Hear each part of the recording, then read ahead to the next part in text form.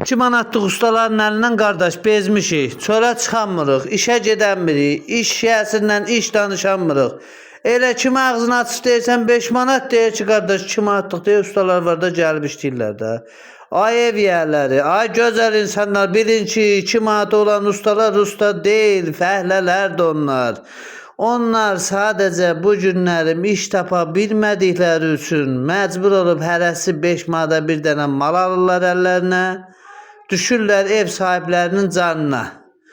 Sadəcə başlayırlar sizdən bu başdan da bir 1000, 2000, 3000 alırlar. Ya Allah, yoxa çıxdılar. Ya da işlədikləri işin 2 qat pulunu alırlar sizdən ev sahiblərindən. Boşlu salırlar ev sahiblərini. Ondan sonra ev sahibi də məcburdur. Evi dağılana qədər elə ona düzəltdirir. Belə eləmin, bir insafınız, mürvətiniz olsun. Bu papaq altda yatan sənətkarlar var, onları fikirləşin. Yekə adamlarsız cəmaatın canını boğazına yığmayın. Ayıb olsun siz.